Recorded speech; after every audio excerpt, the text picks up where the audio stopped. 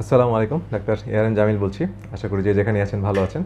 তো অনেকে প্রশ্ন করেছেন যে প্রিবায়োটিক এবং প্রোবায়োটিকের পার্থক্য কী। তো তাদের জন্য আজকের ভিডিওটি।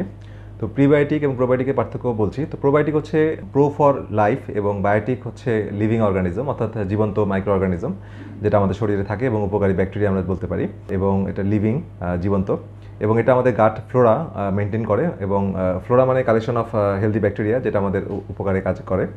এবং এই মাইক্রো অর্গানিজমটা অনেক কাজে করে, এবং এটা একটা অন্যতম কাজ হচ্ছে যে আমাদের শরীরে অনেক অ্যাসিড তৈরি করে, শর্ট চেইন ফ্যাটি অ্যাসিডগুলো তৈরি করে, যেটার মাধ্যমে আমাদের হেলদি পিএইচ তৈরি হয় এবং আমাদের গাটের সুস্বাস্থ্য নিশ্চিত হয়।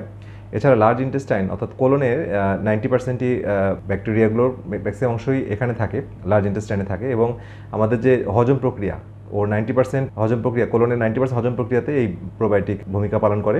এবং আমাদের ইমিউন সিস্টেম, আমাদের রোগ প্রতিরোধ ক্ষমতার একটা বড় অংশ হচ্ছে এই গাটে থাকে, হ্যাঁ, এবং এই গাটে লার্জেস্ট অংশই বলা যায়।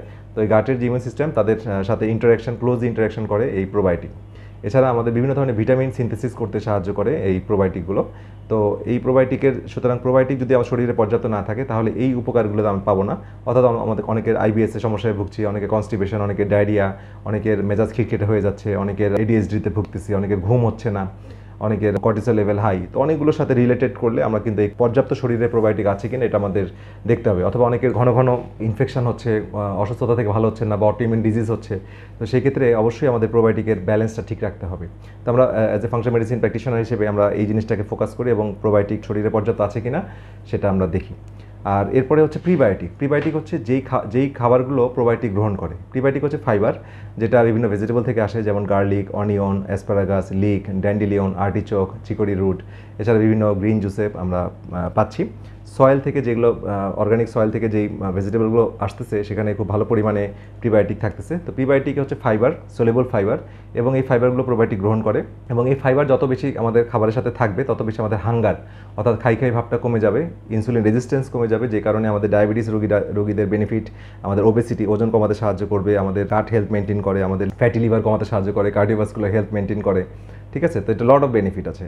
আর কর্টিসল লেভেল কমায়, যে কারণে আমাদের প্যারাসিম্পথেটিক অ্যাক্টিভিটি বাড়ে, অ্যাড্রিনাল গ্ল্যান্ডের স্বাস্থ্য ভালো থাকে, থাইরয়েড গ্ল্যান্ডের স্বাস্থ্য ভালো থাকে, এবং আমাদের ভালো পর্যাপ্ত ঘুম হয়, কারণ মেলাটোনিন পর্যাপ্ত রিলিজ হয়। তো এই বিষয়গুলো খুব একটার সাথে একটা ইন্টার রিলেটেড এবং খুব ওতপ্রোতভাবে জড়িত। তো আই থিঙ্ক আপনারা প্রিবায়োটিক এবং প্রোবায়োটিকের পার্থক্য বুঝতে পারলেন। তো প্রোবায়োটিক হচ্ছে মাইক্রো অর্গানিজম বা জীবাণু, ভালো জীবাণু, এবং প্রিবায়োটিক হচ্ছে এই মাইক্রো অর্গানিজমের খাবার। ঠিক আছে, তো এই দুইটারই সমন্বয় আমাদের করতে হয়, এবং রোগীদের আমরা সেভাবেই লাইফস্টাইল, খাবার দাবার, প্রয়োজনে ভিটামিন সাপ্লিমেন্টের মাধ্যমে এই গ্যাপগুলো ফিল আপ করে দিই। তো যাই হোক, আজকে ভিডিও এই পর্যন্তই। সবাই ভালো থাকেন, সুস্থ থাকেন। পরবর্তী ভিডিও দেখা আমন্ত্রণ রইল। আল্লাহ হাফেজ।